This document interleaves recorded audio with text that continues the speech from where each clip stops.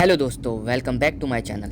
दोस्तों, बहुत लोगों की रिक्वेस्ट आ रही थी कि कुवैत में ड्राइवर के लाइफस्टाइल के बारे में थोड़ा बताइए, जिसमें हमारे अजीज दोस्त हादी भाई जो कि काफ़ी टाइम से बोल रहे थे कि सर होम ड्राइवर के डेली के काम काज पर भी एक वीडियो बनाइए। तो उनकी फरमाइश और आप लोगों की रिक्वेस्ट पर आज मैं ये वीडियो बना रहा हूँ कि जिसमें हम बात करने वाले हैं कुवैत में ड्राइवर्स की लाइफ कैसी होती है, ड्राइवर्स की सैलरी आजकल कुवैत में क्या चल रही है, ड्राइवर को यहाँ क्या क्या काम करने होते हैं, उनका रूम कैसा होता है और उनका खाना पीना कैसा होता है, और अगर कोई बंदा बीमार हो जाता है तो ऐसी कंडीशन में उसका हॉस्पिटल में कितना खर्चा आता है। तो ये सब जानकारी आज आप इस वीडियो में देखने वाले हैं। तो अगर आप मेरे चैनल पर नए हैं तो मेरा चैनल सब्सक्राइब करें और बेल आइकन पर क्लिक करें, क्योंकि दोस्तों मैं कुवैत से रिलेटेड वीडियो आगे भी लाता रहूँगा। तो चलो बिना देरी के स्टार्ट करते हैं आज की ये वीडियो।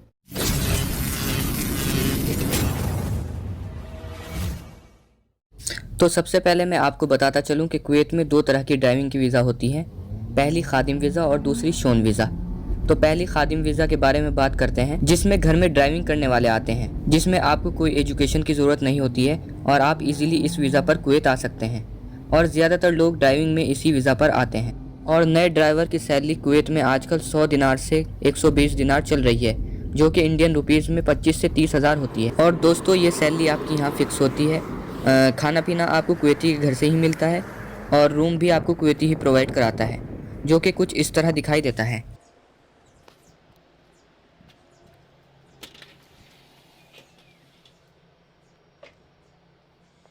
ये देख सकते हैं दोस्तों, ये ड्राइवर का रूम है। ये रूम या तो घर के शुरुआती हिस्से में होता है या साइड में बना होता है। इसमें आपका बेड होता है, ओवन है, कबर्ड है, फ्रिज है, एसी है, यानी एक बंदे के लिए सभी सुविधाएं होती हैं। इसमें बाथरूम जॉइंट नहीं है, बहुत से रूम में जॉइंट होता है बाथरूम, बट इसमें बाहर दिया हुआ है अलग से। देख सकते हैं दोस्तों, ये बाहर है, ये वॉशरूम है ड्राइवर के लिए।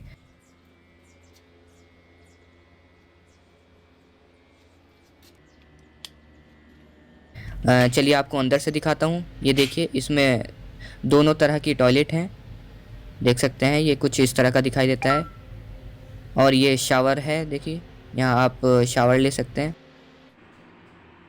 देख सकते हैं दोस्तों, ये लोग क्लीनिंग को काफ़ी पसंद करते हैं, तो आपको भी इस चीज़ का ख्याल रखना है। तो दोस्तों आप जब भी बाथरूम यूज़ करें तो बाद में उसको अच्छे से साफ़ करें। चलिए दोस्तों बाहर चलते हैं। ये देख सकते हैं दोस्तों, ये पूरा अपार्टमेंट ड्राइवर का है।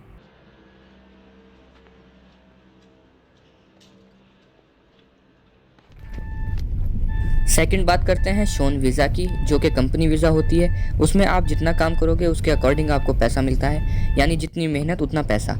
उसकी कोई सैलरी फिक्स नहीं होती है दोस्तों। और इसमें आपको खाना या तो खुद बनाना होता है या आपको बाहर से होटल से खाना पड़ेगा। बट रूम आपको कंपनी देती है, और अगर कोई कंपनी आपको रूम नहीं देती है तो वो रूम के पैसे आपको अलग से सैलरी में जोड़ कर देती है, जिससे आप कहीं भी अपनी मर्ज़ी से रूम लेकर रह सकते हैं या अपने किसी जान पहचान या रिश्तेदार और दोस्त के साथ पार्टनरशिप में रह सकते हैं। तो अब बात करते हैं घर के ड्राइवरों के कामों की। सबसे पहले आपको जो भी गाड़ियाँ दी हुई होती हैं उनको अच्छे से धोकर रखना पड़ता है। और ये ज़रूरी नहीं है दोस्तों कि सारी गाड़ी आप एक ही दिन धोएं। आप हर रोज़ भी एक गाड़ी धो सकते हैं और अपने अकॉर्डिंग अपने कामों को मैनेज कर सकते हैं, क्योंकि यहाँ के लोग साफ़ सफाई को ज़्यादा पसंद करते हैं। तो आप खुद भी साफ़ सुथरे रहें और अपने कामों को भी साफ़ सुथराई से करेंगे तो आपका कुवैती आपसे खुश होकर आपको एक्स्ट्रा पैसे भी देता है। सेकंड ड्राइवर का काम इनके बच्चों को स्कूल छोड़कर आना और फिर जब उनकी छुट्टी का टाइम हो जाए तो उनको वापस लाना होता है।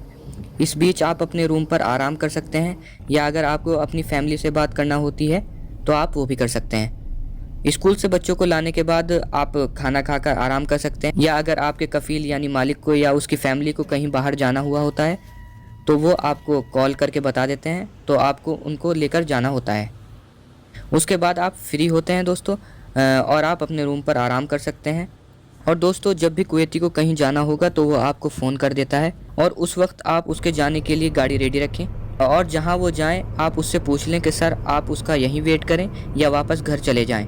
तो जैसा आपका कफ़ील कहे आपको वैसा करना होता है। अगर वो कहे यहीं पार्किंग में वेट करो तो आप गाड़ी में आराम से बैठकर उसका वेट करें, और अगर कहे कि घर चले जाओ, जब मैं फ्री हो जाऊँगा तो आपको कॉल करूँगा, फिर आप मुझे लेने आ जाना, तो आपको ऐसा करना है।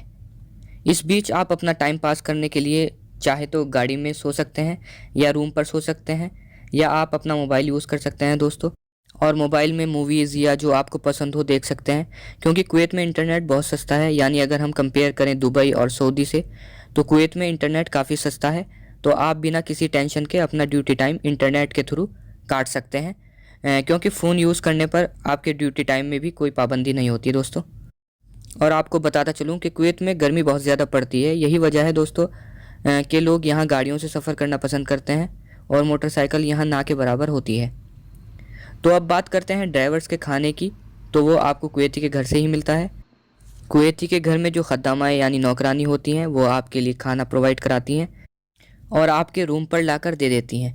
तो अगर आपको खाने पीने से रिलेटेड कोई भी चीज़ चाहिए होती है तो आपको उसको बोलना पड़ता है। तो अब बात करते हैं मेडिकल की, कि अगर आप कभी यहाँ बीमार हो जाते हैं तो आप डॉक्टर को कैसे दिखाएं। तो दोस्तों, जब आप कुवैत आते हैं तो आपका एक मेडिकल कार्ड बन जाता है और आपका हेल्थ इंश्योरेंस भी हो जाता है। और अगर आप कभी यहाँ बीमार हो जाते हैं तो आप वो कार्ड लेकर यहाँ के गवर्नमेंट हॉस्पिटल जा सकते हैं। वहाँ आपका फ्री इलाज होता है और आपका पैसा ना के बराबर ही लगता है और बहुत ही अच्छी फैसिलिटीज़ मिलती हैं। और जैसे दोस्तों, अगर आपको छुट्टी के लिए घर जाना होता है तो वो आप यहाँ कम से कम 2 साल के बाद ही जा सकते हैं। उसमें आपको आपका कफ़ील यानी मालिक आपको आने जाने का रिटर्न टिकट देता है। और अगर आप किसी वजह से वापस नहीं आ पाए और आपकी वीज़ा यहाँ कैंसिल हो जाती है, तो इस कंडीशन में दोस्तों आप कुवैत 2 साल तक नहीं आ पाओगे।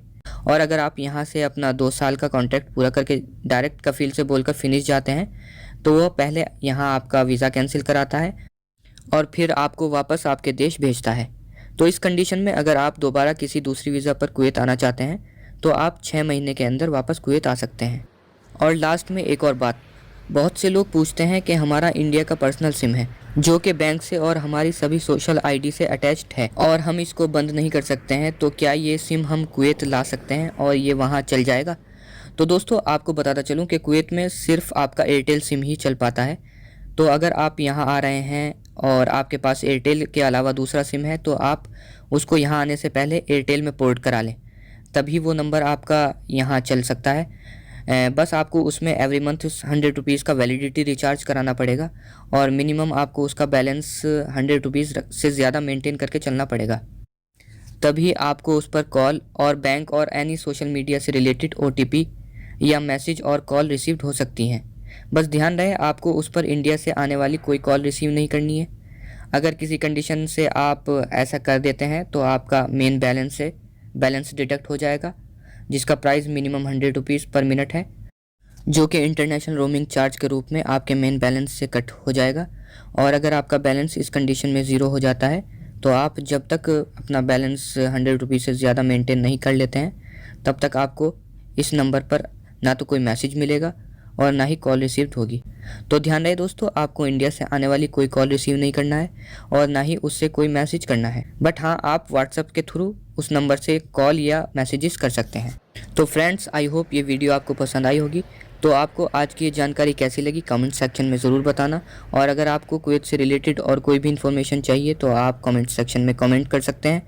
और अगर आप मेरे चैनल पर नए हैं तो मेरा चैनल सब्सक्राइब करें और बेल आइकन पर क्लिक करें, क्योंकि दोस्तों मैं कुवैत से रिलेटेड वीडियो आगे भी लाता रहूँगा। तो आज के लिए इतना ही, मिलते हैं नेक्स्ट वीडियो में एक नई इन्फॉर्मेशन के साथ। तब तक अपना ख्याल रखना। अल्लाह हाफिज़।